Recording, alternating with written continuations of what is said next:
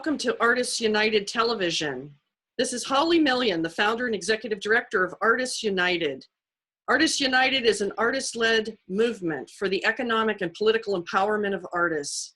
We're aiming to create the largest network of artists in all disciplines that the world has ever seen.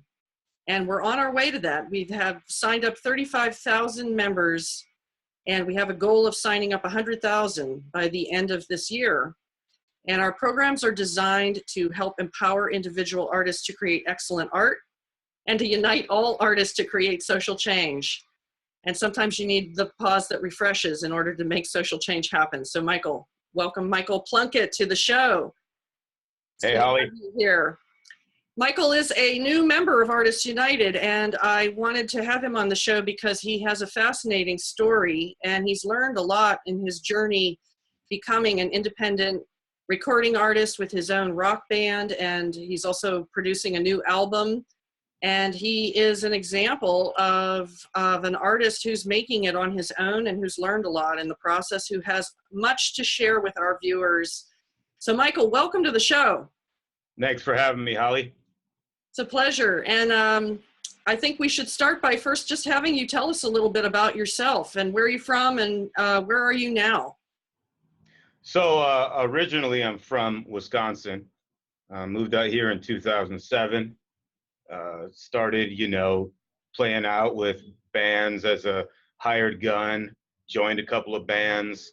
As time has progressed, I've climbed my way up the ladder as far as people I know in the Bay Area. I played shows all over here. Been here 12 years now. And finally coming out with my solo record. And I can't think of anywhere else I'd want to live except for the Bay. So I'm here, I'm living the dream, and I can't complain. And San Francisco proper, right? You're living there in the city? Proper, yep. Yeah, all right. And do you work and perform in San Francisco, or do you perform at all over the place? Where do you tend to be? So primarily, I record in San Francisco. This last EP I just recorded that got released this year, at the beginning of this year. I've been recording in San Francisco at Tiny Telephone. Great spot. Recorded on 2-inch tape. That's all they do there. And yeah, now as far as playing, I've played all over the West Coast, from Seattle to San Diego, Atascadero, Los Angeles, Seattle, Eugene, Oregon, Portland, Oregon. So touring is kind of where it's at to get your music out. And so far I've done West Coast tours, and I'm looking forward to heading to the Midwest as well as the East Coast. Mm-hmm. So what's your musical genre, or what kind of music are you producing? So I think some people are a little bit hesitant to compare my music to other things when I ask for a review, because they don't want to put me in a box. That said, if I had to, put a genre on it, I'd say grunge. It's that 90s grunge, down and dirty, honest rock and roll that we're not hearing a lot these days. No, we don't hear a lot of that because I think also radio airplay has changed over the last couple of decades, and it's really hard to hear. It's just hard to hear rock in general on the radio. I agree. Yep. Unless it's the same old badass, by the way, rock and roll that you hear on all these radio stations, but all that stuff is old. So a lot of the stuff I hear that's new doesn't touch me in the same way as the things I've heard thousands of times. And it's not because it's not those specific songs. It's the feeling isn't there. You know what I mean? Mm-hmm. Mm-hmm. Yeah. There's something that's not I don't know, authentic rock as you define it. And who are your influences? Would that help? Maybe that'll help people who are listening to know where you're coming from. Tell us a little bit about what inspires you, what music you love listening to. Yeah. So most inspiring, I think, the first rock and roll I listened to as a young teen and a preteen was Sublime. Sublime got me into just rock and roll, and I loved it. From there, I went straight to Pantera. Someone played me a Pantera album, and I was like, "What is that?" And from that point on, I just kind of that moment I snapped. I was probably 14. I asked my mom for a guitar. I bought every Pantera album.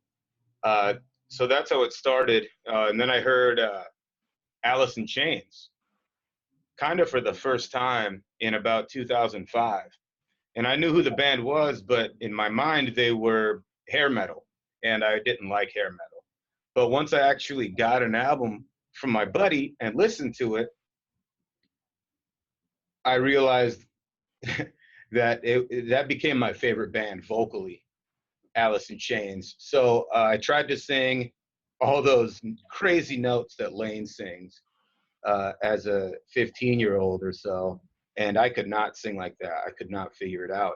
But vocally, that was one of my main inspirations.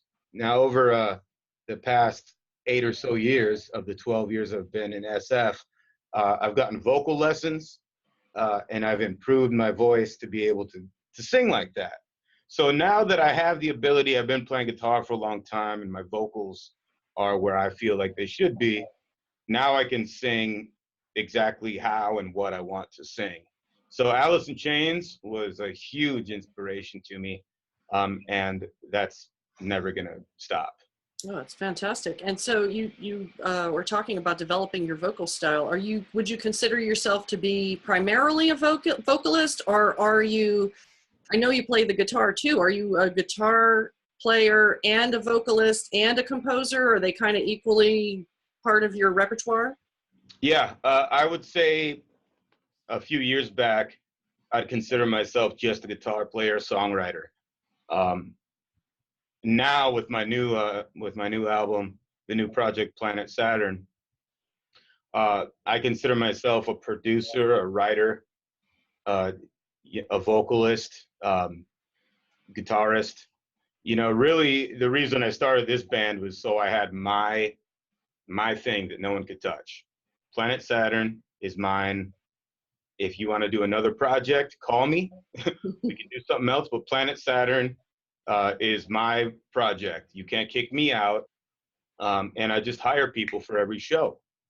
So, you know, that kind of happened recently too, where I was like, you know what? I don't want my ideas to be taken advantage of. I don't want what happened to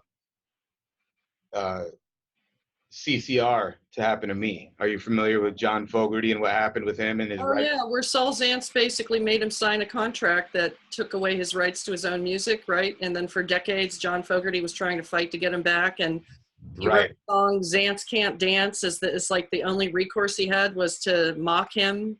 And finally, eventually, I think he did get his rights back, right? Yeah, he got him back.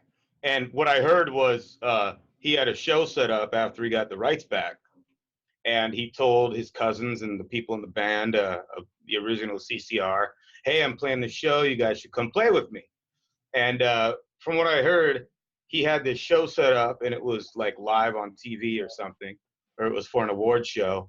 And as soon as his cousins were side stage, he looked at him and said, you remember when I said I'd never play with you again? I meant that.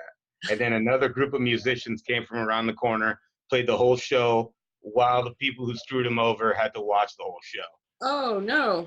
Yeah, or oh yes, for Fogerty, you know, that is you know, that's payback right there. That's an elaborate payback there.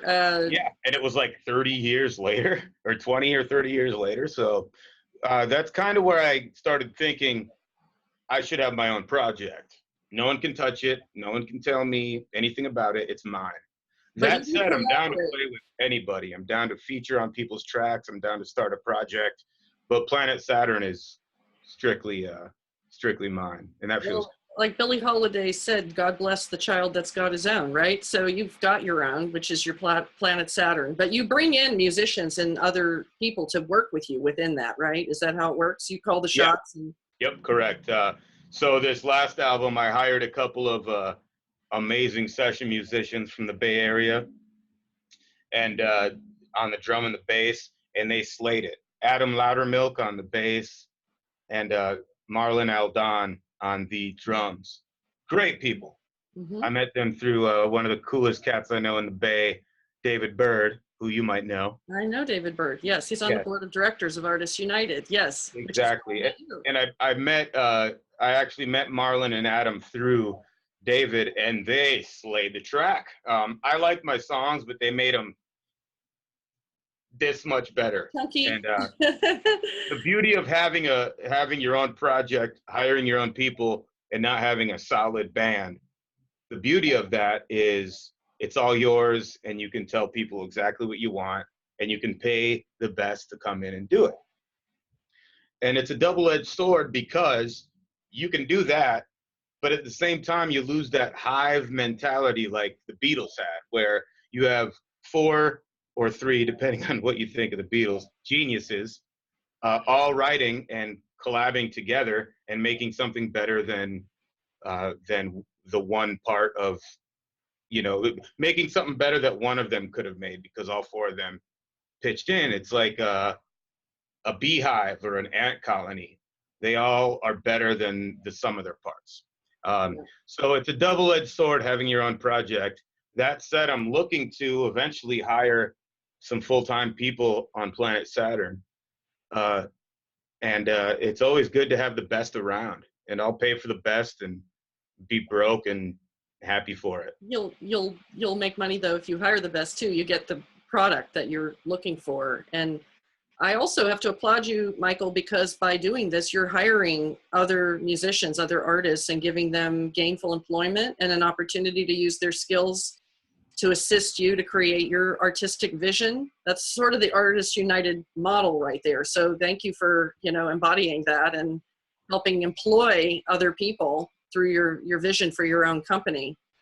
Why did you call it Planet Saturn, by the way? Does that mean something to you? It does. When I was coming up with a name for the new project I had, my solo project, I had 2 names in mind. One was Planet Saturn, obviously, and the other was Brash Bastard, because I knew it would be somewhat political, and I knew it would be rife with emotion. So I wanted it to have a name that kind of fit what the song sounded like. And I thought of Planet Saturn because it's out of this world, and I thought for sure it was taken. I was like, oh yeah, Planet, that's got to be taken. I looked it up. Nope, I own it now. So Planet Saturn wasn't taken. It's out of this world. Planet Saturn is associated with Father Time and Cronus and all sorts of mythology, and that's kind of what the music is about. Being out there, being different, accepting the negative thoughts in your head, and the music is kind of a way, like Alice in Chains for me, to deal with strife and struggle through life. Mm-hmm. So I think some people can hear my lyrics and the overall emotions of the songs, and I think a lot of people can relate. Not everything is bubblegum and cherry trees. So. Well, that's what artists are. That's the role of artists, right? We take whatever material life gives us and we transmute it into something different, higher, better, beautiful. Exactly. We create beauty out of whatever life is dealing. If it's dark, that's great material for art. Now you picked an astrological name for your project, and then I also noticed that you have a very interesting shirt on. I don't think everybody can see it. If you stand up for a second, there you go. It looks like a sacred geometry thing going on there. What is that all about? So, I really dig math, science, physics. I took a couple of college level physics in high school, college level physics courses. And over the past few years, I've realized that math, science, and music share many correlations. There's no dichotomy. They're kind of the same thing, but in a different context. Hearing, seeing, thinking, they're all different. But to me, every time I write a song, I see a little bit of math in there. I see just a little bit of math, a little bit of physics, the way the strings vibrate, the way 2 or 3 or 4 strings sound together. There's something beautiful about it beyond just what we hear. And that's pretty much the overall concept, just making it spacey, taking something that sounds familiar and just pushing it a little further to make it extreme. It's something you hear that you've heard before, but it's different. And that's important to me. Having the audience understand it in a way to where they can feel the emotion, and also having a strange underlying feeling, a strange something from left field, just a part or maybe a whole song that is a little off in one way or another. And the whole math, the geometry, all that helps me in navigating through the labyrinth that is an unwritten song until I write it. That's fascinating, and I think it's great for parents who aren't sure they want their kids to become artists to hear this, because it's like this is math and music coming together is something that people don't really think about. And it seems like if you encourage your child to study music, they're going to be learning more than you think, right? On the surface, it's really deep stuff. And absolutely. I mean, to be honest with you, even history, growing up, and I didn't like history or English, those things would have helped me so much earlier on. Knowing history, writing about history, knowing English, learning all the words, root words, things like that. These things are all important to me. They weren't important growing up, but now that I'm doing this whole, music thing, history, math, English, those things, I've studied more English now than I did my whole, from a child to high school. And like I said, I kind of wish I would have studied it more earlier on. I would have had a more extended diction, but some of us peak in high school and some of us peak at 33. it doesn't really matter as long as you do it, right? That's what really counts. And Agreed. it sounds like you're really developing yourself as an artist. With this album that you have coming out, can you tell us a little bit about the concept behind it and what people can expect to hear when they get the album? Sure. Are you talking about the upcoming album or the EP? Oh, I didn't know there was an EP as well as an album. Tell me about them both. So the EP I came out with at the beginning of 2018, or in the middle of 2018. Really proud of it. My first full production, recorded on 2-inch tape here at Tiny Telephone in San Francisco. And it turned out great. A 5-song EP to kind of show people what I got, kind of my stylistic. You can find it online at planetsaturn.hearnow.com. Here is in here. So HEAR now.com. Yeah, planetsaturn.hearnow.com. Fantastic. Yep, and you can get it there for free. You can also buy it on all platforms. And I'm pretty proud of that album. Even though Michael said free, go ahead and pay Michael for his work. Please buy it. Press the button up here to pay for it. Mm-hmm. I'm sure there's no button up there. Nope. So yeah, and the new album I'm very excited about. I mean, it's almost autobiographical, but not only to me. I think a lot of people are going to be able to relate to this next album I got coming out. I'm talking to a guy in LA, a producer, and I should be down there recording it in August this year, 2019. So hopefully mid 2020, my full album will be released. And I've been working hard on it. I cannot wait to get it out. I'm so excited about it. What's the concept? Give us a little teaser. What inspires this album? So this album, let's see. That's a good question. As far as a concept, it's kind of all over the place. Not in a bad way. I just convey and show a lot of my different genres, a lot of different genres that I'm familiar with that I play. There's a little hip hop, there's rock, there's a little bit of funk. Uh, there's everything on this next album. I really wanted to reach out, get a lot of good features. I got a country song actually, my first country song that that might make the album. So it's a little bit of everything, really. That sounds fantastic. Sounds magnificent. Can you play us a little piece of something from this upcoming album so people can hear what may be representing it? Yeah, yeah. Give me a second. I think I got a guitar here.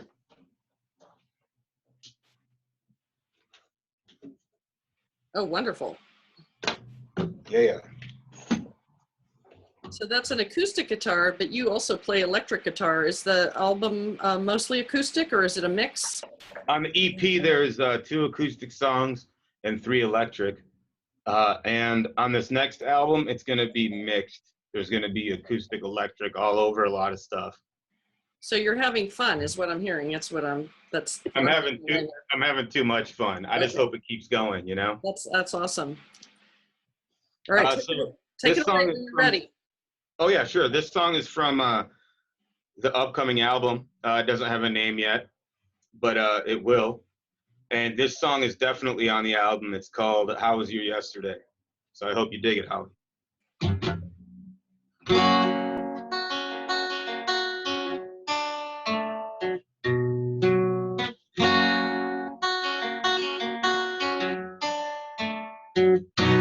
How was your yesterday? Beautiful, I suppose. I wiped your tears away, and I took off your clothes. How was your yesterday? Beautiful, I suppose.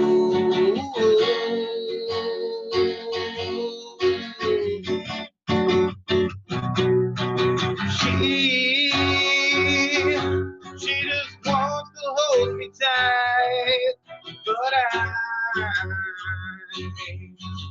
waiting for a fight. How was your yesterday? Beautiful, I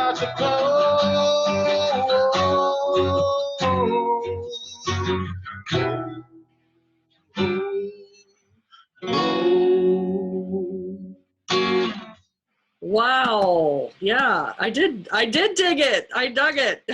Past tense. Awesome, thank you. I love it. I guess if you want to hear the rest of that, you'll have to wait for the album to come out. Okay. We'll all have to sign on to your email list, right? Do you have one of those? People can pre-order, or they can at least get a notification? Absolutely. You can contact me at planetsaturnrock@gmail.com. And I got EPs here. I also can keep you posted on when the full-length album is going to be out. That's magnificent. Well, I want to just thank you for being here, and also congratulate you on that achievement, because it takes a long time to get to that place. And also it took you a journey to get to where you understood what you needed as an artist and how you wanted to be as an artist. It sounds like you're living that dream now. Before we sign off on the interview, though, Michael, I'd love to hear if you have any advice for anybody else who's just starting on their journey. What would make it easier for them? What should they know before they embark on this as a musician? Yeah, sure. I would say the best way, and I'm beating a dead horse here, the best way to get ingrained in your local musical community is just to go out and watch other bands play, meet them afterwards. They're not stars yet, so you can walk right up to them. And just, one thing I heard on an interview with Buddy Guy was, if you're not the best, hang out with the best and you'll become the best. And now I'm paraphrasing, but you just got to find the people that are out there that are killing it in the context you want to kill it. Hang out with them. I did the same thing. Hang out with them, invite them over for a barbecue. Once you got friends in whatever area you're from that are doing the same thing as you you will just keep skipping on the water like a rock, and it's a beautiful thing. So you're going to be known by the company you keep. Is that that's that phrase I keep hearing? So make sure you associate with the best, because it'll help. And you become the people you hang around in a weird way. So go out there, hang out with the people you want to be like, and that's not even just music. You're trying to be successful, hang out with successful people, and you'll make it. It's a lesson I'm still learning, but it's one that I'm finding is extremely true.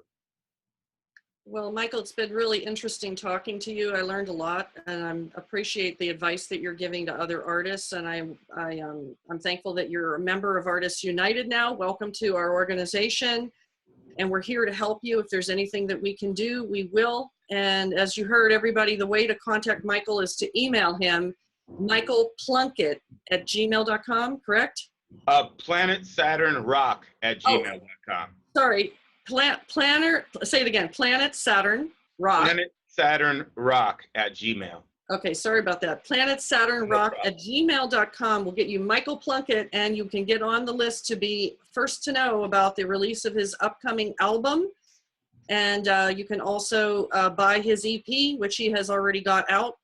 And you can also hang out with him. I'm sure Michael would love that. He said hang out with the best. So you can see that Michael's achieved so much, and you should hang out with Michael if you can. And you can now, thanks to Artists United Television. And Michael, thank you for being here. And my final note to you too, Holly. Artists United, I'm very excited for your guys' mission statement. Everything about Artists United, I stand behind completely. And I'm hoping we can build a bigger base than you've already built yourself. And I'm very happy for you, and keep up the good work. Thank you so much, Michael, and thank you for helping to spread the word. We really appreciate it. And I'm sure I'll be seeing you soon. Let us know when you're playing sometime. I want to come out and see you in person. Absolutely. Talk to you soon, Holly.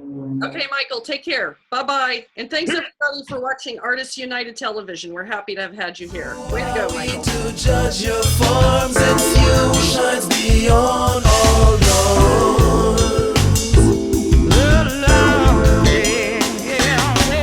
In the spirit of humility, we recognize the contributions, the efforts, and the sacrifice made by those who prepared, who cared, who shared, who maintain, allowing us